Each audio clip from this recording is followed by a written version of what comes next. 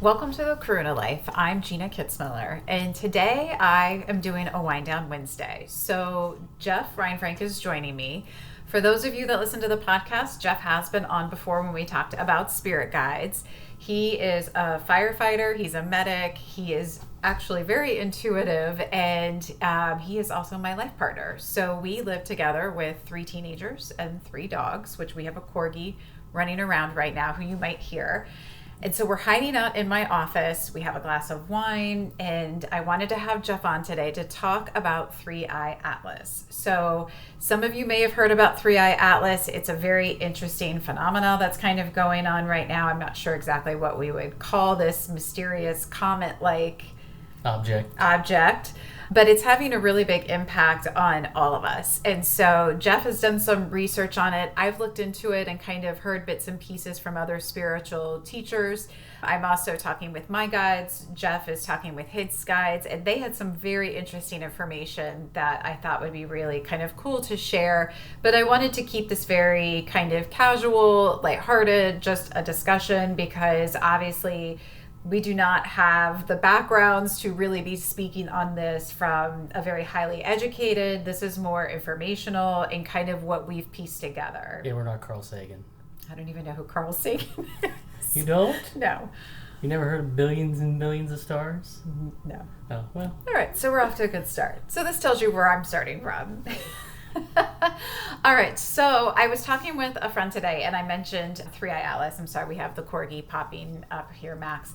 But so I was telling her about 3I-Atlas, and she hadn't heard anything about it. And she was like, wait, what are you talking about? AI? Yeah. And so can you explain to people what 3I-Atlas is if they don't know? Well, I'm not an astronomer either, but just from what I've been picking up on it, it's about the size of Manhattan. Mm-hmm. It's an object flying through space. Okay. That's the first object or interstellar object that's actually flown through our solar system that we've determined or found or discovered, I guess you should say. There's 3 of them, but the first one was found in Hawaii by a Hawaiian telescope, and it didn't fly through the solar system, it just kind of was on the edge of it. And forgive me if I'm wrong, because my internet could be right, could be wrong, who knows. Okay. The second one is Bortov something. I can't remember the exact name. But that one also just kind of flew sideways through the solar system. But this one's actually flying straight through the solar system. This is an unusual and misunderstood object, too, because the people are calling it a comet. They don't even know what to call it, because the tail of the comet seems to be pointing in the wrong direction. It's decelerating towards the sun, which is also something that's very interesting. And unusual. So what caught my attention, so I don't usually follow, because originally when I first started hearing about it, they were saying it was a comet. And when you were describing the names, I thought it was interesting, because I did pick up that little tidbit that they're named after, is it the telescope or the location that they're first identified? Yeah. So this is only the 3rd one, and so that's how it's got its name, 3I-Atlas, because I was kind of wondering about that. But what was interesting to me was when they started talking about the dates to it, and that it is closest to the sun, my understanding was yesterday, October 21st, and today the 22nd. Yeah. And then it's going to be and right now there's an alignment with the 3I-Atlas, the sun, I think it was the moon and Earth. Yeah, it was like a line. Yes, which is what I was seeing in meditation this morning, so I just wanted to make sure it wasn't just... I guess what in line means, I guess it is. I mean, one line, right? Okay. Yes, that does make sense. Yes. And then it's going to be closest to the Earth right at or around winter solstice this year. So everything, that's where my radar went off, that there's something special about this. Because I was like, okay, hold on here. So I started kind of looking into it. Pam Gregory has she's an astrologer. She's a wonderful video on it as well. So that was where I started to get some little information on it. And I've been tuning in with my team. I opened the Akashic Records to 3I-Atlas, which I might try to access a little bit again today. And then you were talking to your guides about it. But this is kind of a big deal. Would that be fair to say? Oh, yeah. And I think we watched a video last night about it when the guy was talking about the solar flares flaring up around it. Mm-hmm. So when it was in line, he called them boom chakalakas. Oh, yes. This was I think his name is Stefan Burns. Yeah, but what were they actually called? Coronial, I'm not going to remember now. Corona. It was like a corona explosion. Yeah. And again, I don't really know. what that was. But anyway, a 3I-Atlas, when it was in line with the moon and Earth, that's when that happened, which is interesting because it's going to affect the sun. Yeah, like it was, yeah. The sun's gives off ultraviolet light or whatever it is when that explosion happens on the sun, and it's actually going to impact with 3I-Atlas when it's in motion, which they were talking about. It's kind of interesting. So what it will do to it, who knows? What do your guides say? My guides kind of talked about 3 different things, actually 4 different things that came up around it. The first one being that the comet facing the wrong direction, the tail of it facing towards the sun instead of away from the sun, it's determined that was more of a need for change. So it's a symbol. Yeah, symbol of change. Okay, so they're saying the fact that that the tail of it is pointing in I'd hate to like speak for you guys, but are they saying that because it's pointing in the opposite direction, it's like a caution flag, kind of like, hey, you guys are moving in the wrong direction? Yeah, I think it being an interstellar object, could be sending messages from other places that we don't know about, obviously, it being interstellar. Do you like that word? Yeah, I do. I'm just so very excited. All right, continue on. But it going through the solar system and being faced the wrong direction could be a signal or a sign from other beings that aren't around us to tell us, hey, you guys aren't doing so well as a society. It's time for a little bit of change, change for the good. Yeah, pay attention to stuff that's not in or around our society.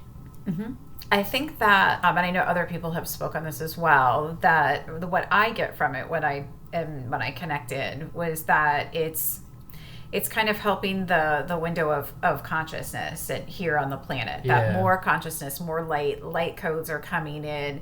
We've talked to the guides about like, okay, well, how does one receive light codes, right? I know that I often receive a lot in meditation. I've been guided to get up early because that's kind of my practice. That's not really yours as much. So it's like different for every person.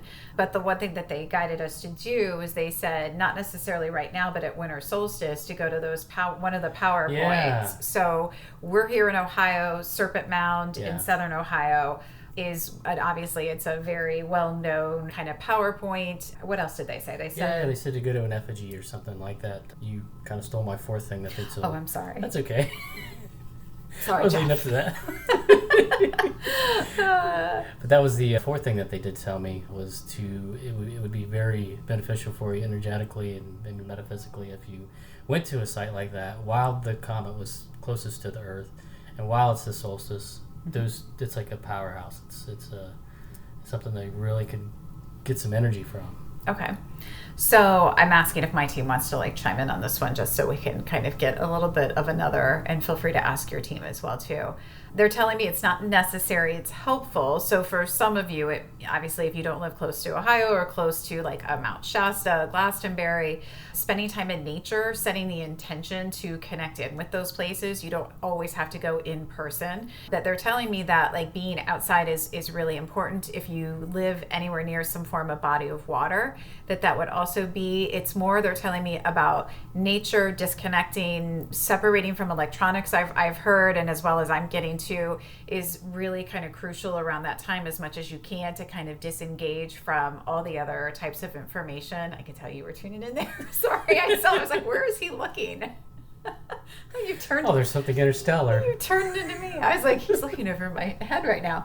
I'm sorry. You continue to intuit it, but that for really all of us, they're saying it's the intention in the heart, like it's the desire to connect in, to receive the light codes, like that will be granted. So please don't worry that you're going to miss out, or you'll say, oh my gosh, Gina, I have a work event that weekend. I'm not able to really spend time in nature. They're saying just anywhere around that period though. But right now we're still, and I don't know if your guys want to comment on this too, like we're in this like clearing period really from like October, November, December to start to welcome in the energies of 2026, which are going to be very, very high vibration. So a lot of you are having a lot of very uncomfortable kind of shedding of relationships, old ways of being, but that's really to create space for some of this new information and the new light codes that are coming in. Yeah, and I think a lot of it too is if you look into it a little bit deeper, is the composition of the comet of 3I-Atlas too, And this is kind of what my guides chimed in on earlier. Which is very cool. Okay, so I'm going to sit back and I promise I won't say anything. Oh, you can say anything you want. Well, I don't even remember what they said, so go ahead. It must have been important. I have it, but I'd be paraphrasing. That's so. okay. They said to kind of look at the composition of 3I-Atlas and what's in it.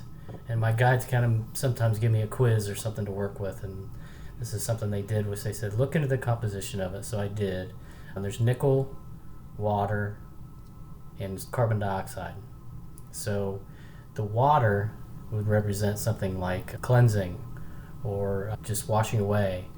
The second thing being carbon dioxide, which is a good thing to do for exhaling negative energy out of our bodies. And the third thing being nickel, which also just kind of validated, it means change. It can also mean good luck and wealth and fortune.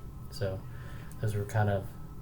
Yeah, and I thought it was interesting. They told you to look up the spiritual meanings of not just to look up what it's made of. They said look up what it's made of, but then go and look at what the spiritual meaning of each one of those elements are. And the fact that there's even water in it, we were just both kind of saying, like, well, where did that come from? Because it's coming from God knows where. Yeah, it's what was it, 7.8 billion years old. Yeah. Almost double what our solar system's age-wise is. So you can imagine if water's coming from somewhere, only God only knows, I don't know where it came from. I'd have to look that up. But if there's water, think of all the things that live in water, like bacteria and fish and other mammals and life. Yeah, life.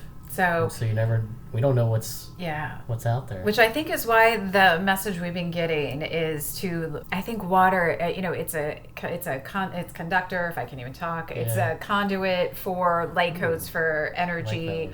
Oh, do you like that?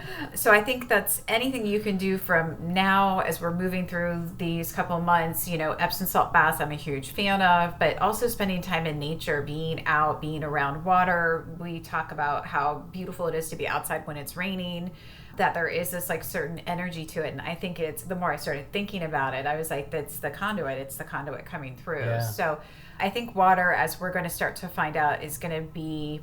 I mean, a lot of people already know this, but there's going to be a real, I think, movement towards understanding it a little bit more from an energetic perspective and the need for vast amounts of it, because I struggle to drink water. It's something that just doesn't come naturally to me. I'd much rather go to my coffee than I would, my glasses of water to the day. But you play catch up at the end of the day the other night. We talked about this too. Yeah.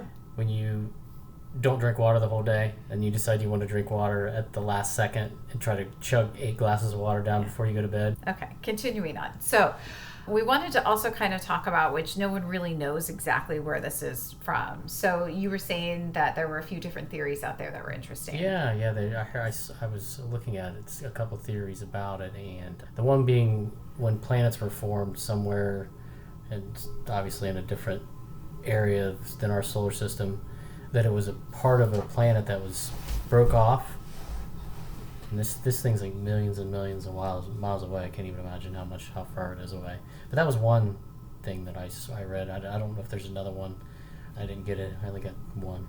Okay. All right. No, that's good.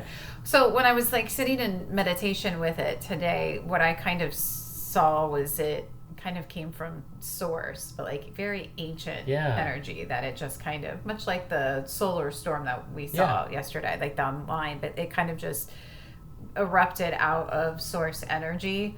I think very much destined to kind of, I feel like it's kind of like a little bit of a curveball, like almost like, I don't know, they just kind of show, that's the way I keep seeing it, of like it's kind of like undetected, or it was like under the radar, and like it almost feels like not necessarily humans, but something thought it was going to go this way, and then like it hooked over like this like long haul, so it's like not like they didn't even know it was coming, and then out of the periphery it's like coming straight, having an effect. Does that make sense? That's the way that I keep seeing it. It doesn't help that NASA's shut down right now. No, I've heard that, which is really they're not working. I just can't believe that they would let this kind of pass by. I mean, literally pass by, so to speak. Like, we're not getting paid, so we're gonna just off duty on this one. We'll catch the next one that comes in a billion years. So, okay, humans.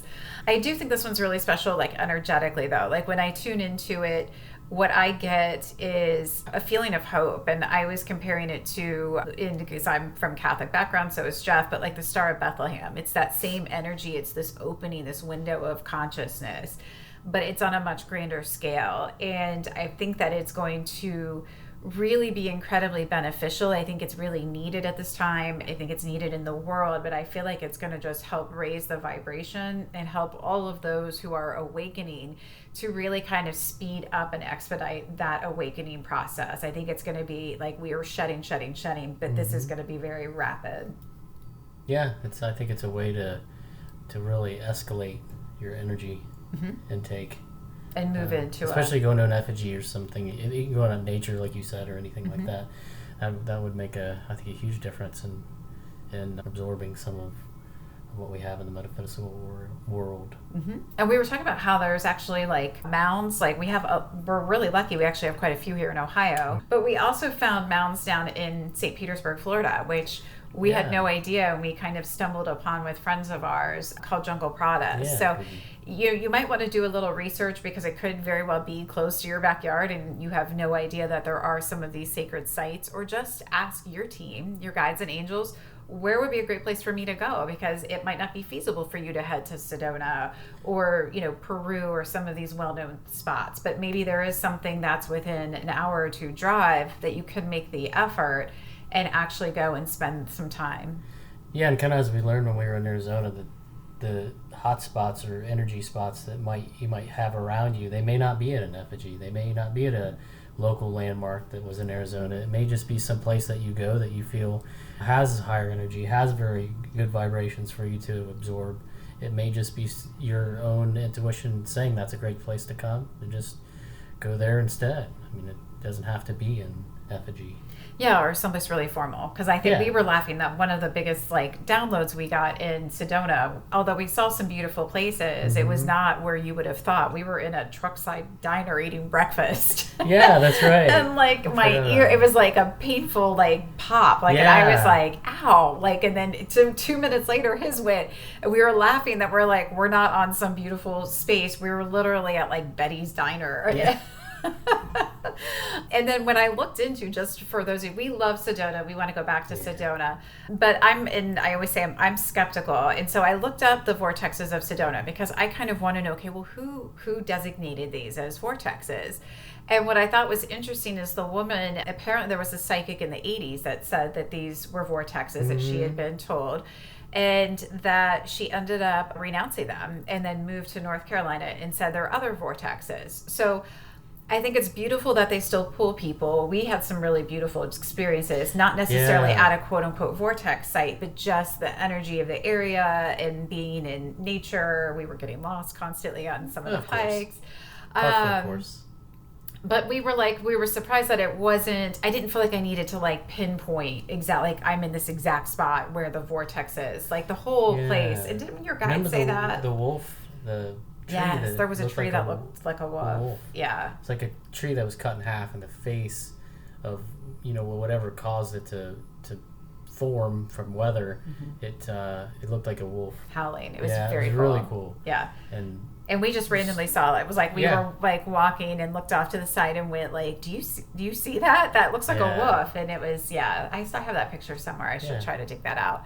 But sometimes it's really just being in nature. And we find even here in Ohio or wherever, there are vortexes. You don't necessarily have to find one that is world recognized. If you have a special spot that you like in nature, then I would say absolutely go there. Yeah. We even have one kind of out in our backyard a little bit. Jeff thinks we have one in this room. Yeah. He's always that back corner. Yeah, back in your office.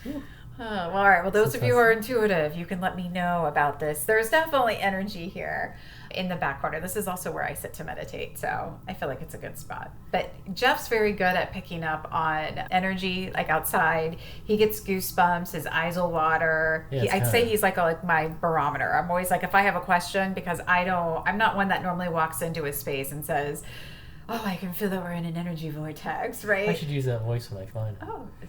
Oh, we're not. Go ahead. Oh my gosh. Stop what you're doing now. Back up 2 spaces. Feel the energy. Yeah, there you go. People won't look at us odd at all. No. But he's very good at picking up on it. I mean, just like he finds them all the time. Yeah, so it's kind of weird. They really are in places you would not expect. You had one at your old apartment complex, remember? Yeah. Yeah, actually, that was kind of the first one I started finding. Meditation really kind of brought that home for me.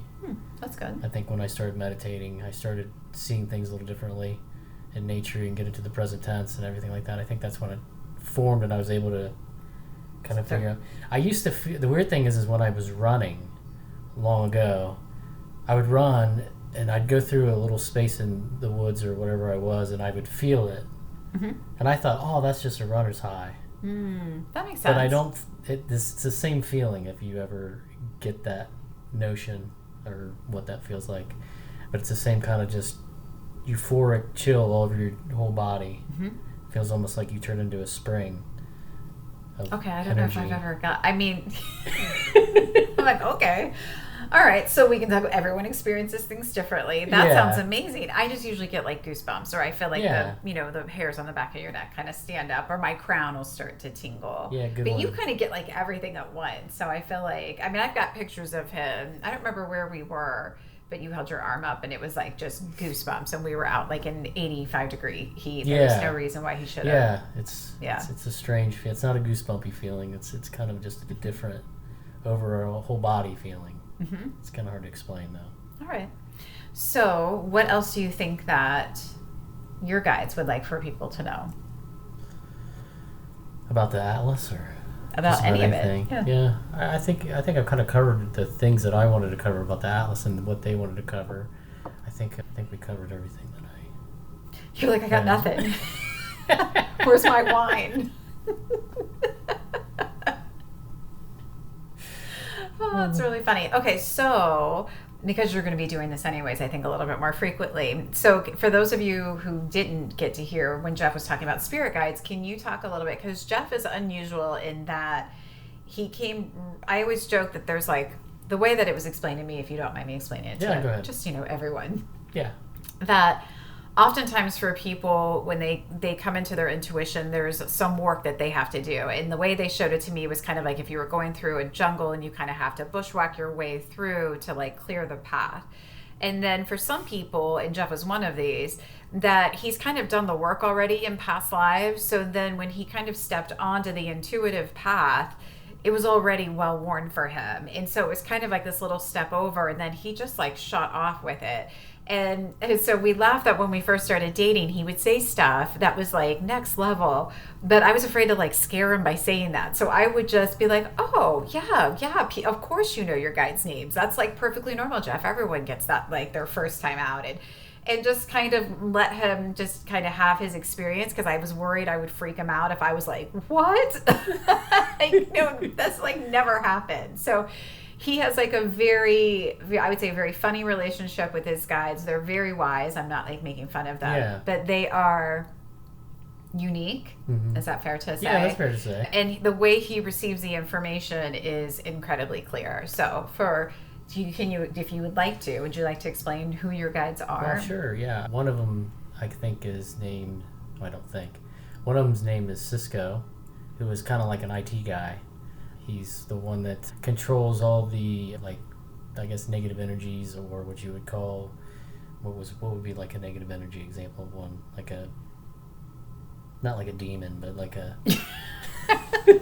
Oh, like a glitch. A glitch. He seems like almost like your typical IT guy. Yeah. Where he's like, if there's something that's a little wonky, he's like, there's a glitch in the system. And he has like an Italian accent. Which is funny. And then there's one that's Cynthia, and she seems to be the one that controls the vortexy feelings when I get them, because I've seen the angelic figure where she kind of will motion down, like with her, almost like her hands, and it kind of triggers something in me. Yeah, she's more fairy-like, yeah, you said. So yeah. he says Cynthia's, I want to put words in your mouth, but I'm just trying to help. Yeah, like angelic. More angelic, like fairy realm. And yeah. Does she speak? No. So she's just more sensations and feelings. Yeah. Okay. I think I asked her to speak, why she didn't speak one time, and she just said, I don't have to. Oh. Did she speak to say that? Yeah, or I guess she did. So she has spoke. Okay. Maybe once. All right. But she's like, okay. She doesn't say a lot. No. Okay. And then the one that I think everybody kind of likes, or you always seem to like to Everyone talk always to, likes, yeah. is Chuck. And Chuck he's a Palladian warrior, and he has a sense of humor. And I'd say it's very sarcastic. Mm-hmm. But Chuck delivers it. Yeah. So he's always he's very wise. He's very entertaining. I feel like I smell something burning.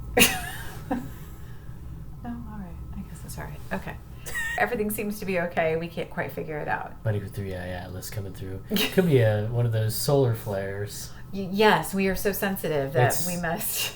It's in the corgi. It's the solar flare. Yeah. Yeah. We're very sensitive. Okay. Well, we may be stopping this abruptly if it goes awry. Yeah. We're just going to keep an eye on my computer, make sure we don't see any smoke That start would be to. Embarrassing. It would be if what? If there was a fire here. Yeah. Just a firefighter, so I guess it would be. And you were doing what? Well, I was on a podcast and I was talking about my spirit guides. And, Okay. So, what else would you like to say about your guides? Oh, I think there's some good meditations maybe coming out. There are from someone. Yeah. I'm an Insight Timer. Done a few now. They're just starting out. Nothing special. Just kind of throwing it out there. I like to write the meditations. It's very relaxing. So got a couple coming. Got one on 3I-Atlas that's coming up. Yeah. We have a little. We have a contest kind of, right? We do. I Jeff, I think, is better at meditations than me. Full disclosure. Yeah. He has this very relaxing voice. But the other day I was saying that I thought it'd be really cool to do a meditation on 3I-Atlas. Yeah. And he was like, oh. So I said, well, you do one and I do one. And we don't know what the other person has done. Yeah. I still have to get mine out. I'm kind of contemplating it. And then you can find Jeff's work. I can always put it in the show notes as well, but you can find him on Insight Timer, and it's under Jeff Rheinfrank, correct? Yeah, yep. His website is spiritualsouljourneys.com, correct? Is that right? Yeah. Okay. So I will put all of that in the show notes, but he has a real gift, I would say, for meditate, very truly. Well, you do. And he says stuff this is some of the stuff that Jeff says that he doesn't realize is kind of out there, because he doesn't really read a lot into the spiritual stuff, and he would tell me things about the Lemurians and how they don't talk, but he didn't know that that's what they say. And so some of the stuff he pulls out, it's very unique and very resonant. So. I don't know where it comes from. It's just again, it's kind of comes to me in meditation. Mm-hmm.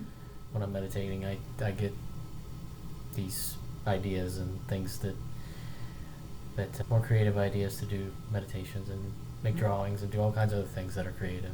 Yeah. So I think I think right now the more people can do to release, I think is still really important, even though I know it's uncomfortable right now, but also to sit in meditation. And I like to get up early in the morning, but that's not everybody's, cup of tea. I understand that. Even for me, I struggle. And Jeff knows sometimes I hit snooze 4 times before I'm rolling out, okay, it's 5:45, I will get up. But for me, those morning hours are kind of like magic, and I find my day just aligns better when I get myself up and I can sit in connection, and that the ideas do start to come in. Yeah. But you do have to give space for it. If we're busy, which is really challenging right now, I've heard that the level of distraction has been turned up kind of purposely so that we distract off from really tuning in to receive some of this information. So, to each his own, but I just would encourage everyone, it's worth the time, take the time, find where it fits into your schedule, whether that's first thing in the morning, midday, or right before you go to bed, but take 5, 10, 20 minutes and tune in, right? Yeah. Yeah. Yeah. I think all the energy that goes out towards other devices and emails and your job and your kids and your family and what you do and who you are, all that kind of goes out and takes away the energy from what you really need to concentrate at least a little bit of time on as yourself. Mm-hmm. Right in the middle. Yeah, we have time. Everyone has our time. It's always a balance. It's difficult. And some days we do it kind of well, and then some days it goes completely off center, right? I'm streaky. Streaky. Is that the word for it? Yeah, streaky. Streaky. I go good for about a week, and then I falter for about a week, and then I go good for about a week. That's- So I'm still learning. It's in progress. That's how I think everyone is, though. I think people always assume it's like a straight, has to be the steady incline, or people would always say to me, like, I've been kind of off track, or they get like apologetic, like it's been 6 months, or my guide's mad at me, and it's like, no, like they understand you're human, like it's just, they're just happy to hear from you. So whether it's been a day or a year, like just take the time to connect in. Yeah. Mm-hmm. All right. Well, I think that is all we have for our Wind Down Wednesday. We're going to go do another house check and make sure nothing's on fire. Good idea. And we hope everyone has a wonderful rest of your day.